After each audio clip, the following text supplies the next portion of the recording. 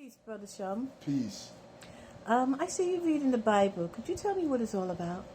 The Bible, wow. Okay, I'm going to break this down from basics because I see a lot of people are confused about this book. The Bible is a collection of records of the Israelites. The people that wrote these records are Israelites, all the different writers from the Torah. The Torah is the first 5 books of Moses: Genesis, Exodus, Leviticus, Numbers, and Deuteronomy. A man of the tribe of Levi wrote those books, and they were called the Torah. Right?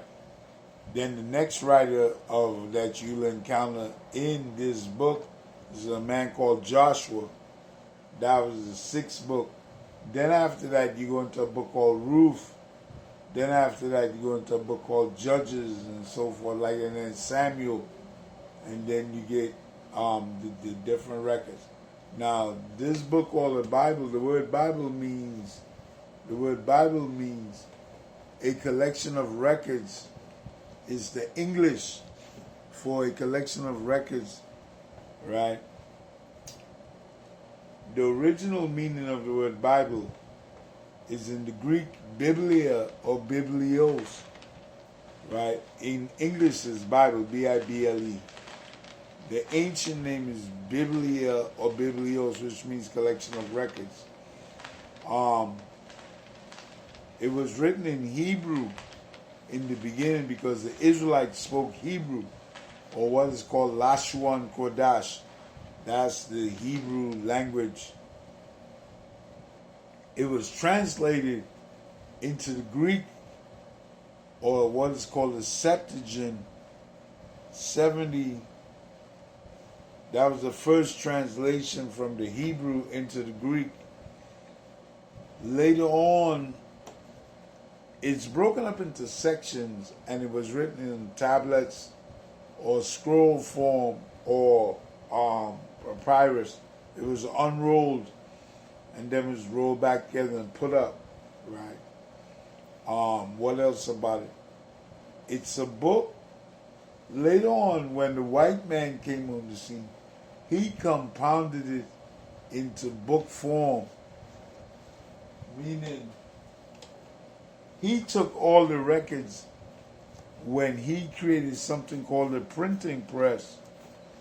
When he created the printing press, he compounded all the records, all the prophecies, Jeremiah, Isaiah, Ezekiel, Obadiah, Zechariah, Nehemiah, all these prophecies, which was in scroll form, he compounded them with the printing press and put them together. Now you have a complete book.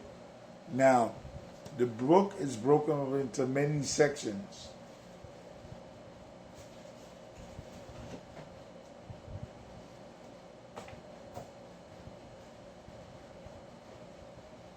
You have a section called the Apocrypha. The Apocrypha is between the Old Testament and the New Testament. So, where this is the Apocrypha. This book right here shows you the history and the coming between Matthew and Malachi. So the last book of the Old Testament is Malachi. Right after this book, you have in the King James, you're supposed to have the Apocrypha, then the New Testament of Matthew. Right? Those are 3 sections. If you get Old King James Bible 1611, you will see the Old Testament, the Apocrypha, and the New Testament. Now let me break that down. Old Testament, New Testament, Apocrypha, and New Testament. The Old Testament is the testimony by Moses Moses, who was a black man of the tribe of Levi, the Lord chose him and held him and brought him and showed him Genesis, the creation period. Showed him Genesis, okay, all the way up. And that's where that comes into that. The rest of the old, that was his testimony. Moses, testified to Israel what the Lord said that the Lord was going to do for us. When you go into Genesis now, Genesis in the Bible breaks down the creation period, what the Lord did, how the Lord created the sun, moon, stars, humans, animals, things like that. That's what Genesis is. Exodus is the leaving, when the Israelites left the captivity period of Egypt. That's exit. We exited. We left. The so-called, it shows you also in Genesis the creation of nations and how man fell. That is all in the Bible. Okay. There's no other records like this book. No other records. Each male writer of these records were special spiritual men that were chosen. If you wasn't that man, you wasn't that man. Okay. Now, a lot of people say, well, what about the women? There were many women that played parts in the scriptures that had very powerful parts, but they did not write. They had a part, like Ruth, Esther. Many women were in the scriptures that had parts, but they did not write their parts. Okay. The men wrote those parts. The Old Testament, also the Bible deals with law. All the Lord's laws that he gave to the nation of Israel, which became our constitution. Now, you're probably saying, well, why am I saying our constitution? Because the laws became our constitution, just like the United States has a constitution written by, Ben Franklin and Samuel Adams and these characters.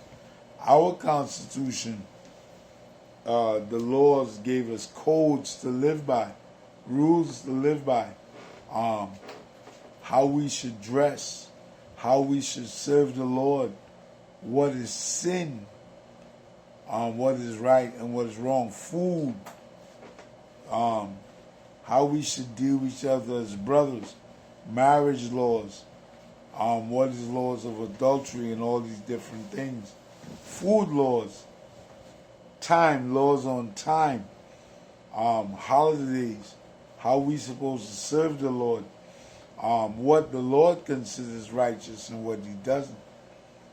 So when you breaking down the scriptures, this book is a very vast book. There are many sciences in this book. There is no religion in this book, okay? And it goes up into the prophecies, the prophets. The prophets were given visions. Isaiah, Jeremiah, Ezekiel, Nehemiah, Zechariah, Obadiah, Malachi, Hosea, Amos, all these different cats, Nehemiah, these were prophets of the Lord. They didn't come up with their own prophecies. Even Moses was a prophet of the Lord. He saw visions of what was going to happen in the end times. Solomon, King David. In the book is what is called Psalms. Psalms is not prayers. Psalms is David explaining what he was going through against his own people and the crimes that he committed. And he was asking the Lord to pardon him and bless his people for the trials and tribulations of what's going on.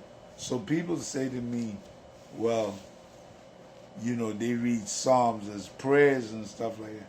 In Psalms, you read about Christ, of the coming of Christ. That's what Psalms is about. Psalms is about the coming of Christ.